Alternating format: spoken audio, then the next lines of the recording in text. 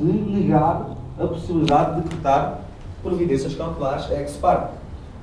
Portanto,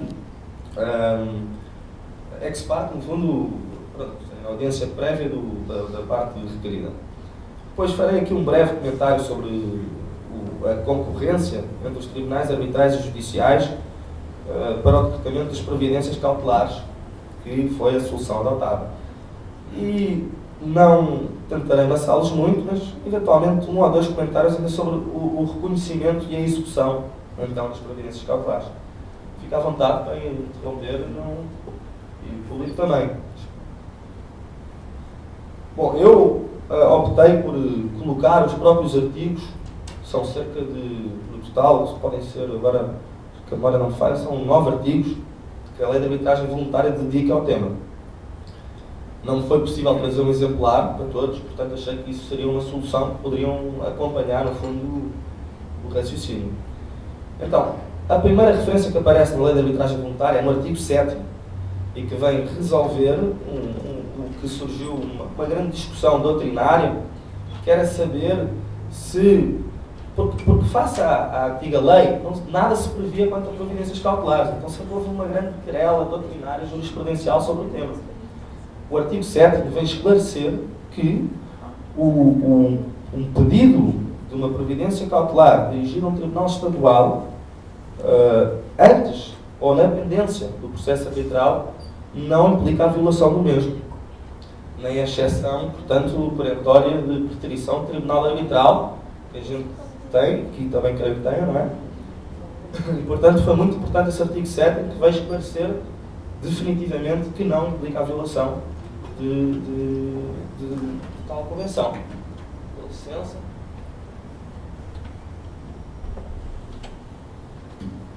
A partir do artigo 20, começa então, efetivamente, o regime que é dedicado às medidas cautelares. Eu optei por realçar em azul, por vezes com bolo, por vezes sublinhado, alguns pontos que me parecem particularmente importantes aqui fazer referência. Antes de mais, quando se refere salvo estipulação em contrário, foi uma opção que foi muito tomada na elaboração desta lei, que é a cláusula opt-out. Portanto, no silêncio das partes, a solução vai ser a que segue. Mas as partes são livres sempre de prever uma solução contrária. E diz-nos então o número 1, que o Tribunal Arbitral pode, a pedido de uma parte, portanto, aqui a pedido de uma parte quer dizer que não pode ser ex officio, não pode oficiosamente, tem que haver um pedido dirigido pelas partes ao Tribunal Arbitral para que ele decrete uma providência cautelar. Uma limitação muito importante e eu acho, de certa forma, até criticável. E ouvida a parte contrária, que é então a tal questão que eu já fiz referência da negação do decretamento de providências cautelares ex parte. Portanto, a parte tem sempre de ser ouvida antes do Tribunal Arbitral decidir sobre, então, a providência cautelar. Decretar as providências cautelares que considere necessárias em relação ao objeto do litígio. Ora, o necessárias parece-me que também assume aqui alguma importância, na medida em que tem implícito uma restrição à concessão de uma providência cautelar, que é o dano que vai resultar da não concessão.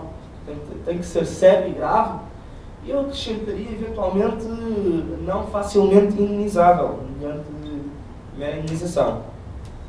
E em relação ao objeto do litígio, o objeto do litígio, inspirado na solução alemã, esta referência visa um pouco, eu diria que, impedir as chamadas medidas periféricas, que são acessórias.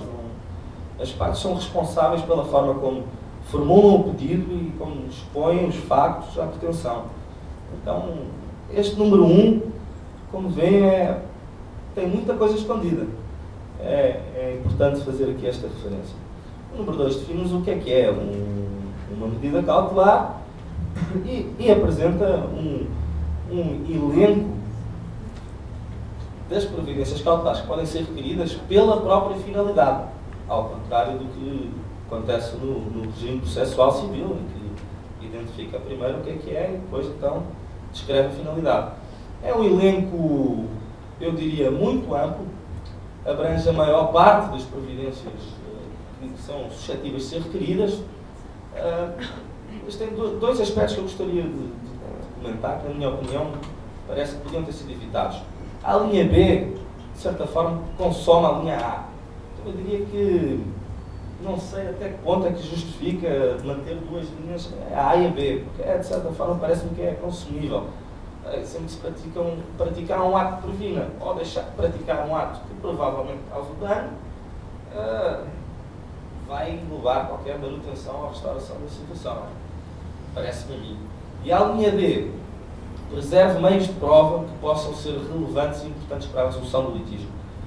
Aqui parece-me que o legislador se esqueceu de um aspecto importante, que é a produção antecipada de prova, que não é igual à preservação do meio de prova. Pode haver prova que é necessário produzir antes e que não se compagina com uma preservação. E esse aspecto ficou aqui de fora. Então parece que é algo que também escapou aqui ao legislador e que pode causar algumas dificuldades na aplicação da lei. O artigo 21 tem os requisitos para a concessão da providência cautelar, desde que, diz-nos o número 1. Aqui, os requisitos foram adotados, foram o vulgo, fumus bonus iuris e o perigo in mora, mais o requisito da proporcionalidade na linha B, que foi uma opção diferente da lei modelo da Municipal e que me pareceu uma boa opção, porque são conceitos com que os profissionais forenses estão mais familiarizados. Então acho que foi uma boa opção. O número 2 refere-nos que o tribunal é sempre livre, isso também temos no nosso regime processual civil, não sei se aqui no Brasil é igual, que é o árbitro não está vinculado à medida concreta que é pedida. Ou seja, nós vimos lá em cima que o árbitro não pode decretar uma providência cautelar sem que haja um pedido dirigido. No entanto, já pode decretar providência diferente daquela que é pedida. Havendo um pedido, o árbitro pode entender que é uma providência totalmente diferente que vai servir a finalidade visada. E isso ele pode, aqui é o que o número 2 nos diz a esse respeito. O número 3, eu acho que aqui é interessante e merece também aqui um comentário. Ele remete-nos para a providência cautelar feita ao abrigo da linha D, que é a tal da preservação dos meios de prova. Eu já aqui expressei a minha opinião relativamente aqui eu diria que um esquecimento do legislador. Ele nos diz que os requisitos da linha A e B, no que diz respeito a essas providências cautelares concretas, poderão aplicar-se apenas na medida do que o Tribunal se considerar adequado.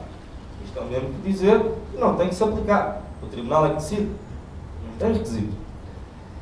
E eu acho que não deveria ser tão rígido na linha A, B e C. O árbitro devia ter uma flexibilidade de analisar o caso concreto que lhe é pedido para poder determinar a conveniência ou não do decretamento da respectiva providência. Existem procedimentos cautelares no nosso regime processual civil que não pressupõem o requisito da proporcionalidade. A restituição provisória da posse. Alguém que foi espolhado da posse, agora vamos medir se a devolução da posse vai criar mais dano para o cara. Não faz sentido. Então eu acho que também será criticável esta solução. Eu acho que o procedimento arbitral tem que ser dotado de flexibilidade. Então, há um risco sempre em querer prever tudo e delimitar tudo, que é sob pena exatamente de o árbitro ter que indeferir uma providência cautelar que ele considera adequada, mas que não preenche os requisitos todos. Então, gostaria também de deixar este comentário, para depois poderem saber também a opinião dos senhores. E entramos então aqui nas ordens preliminares.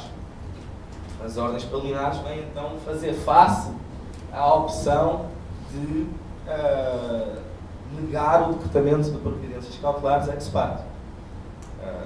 Há uma tendência, poderia haver uma tendência para pensar que o profissional forense que lida com o regime processual civil acaba por estar um pouco também, digamos que, não é viciado, mas é influenciado pelos institutos com que lida aí.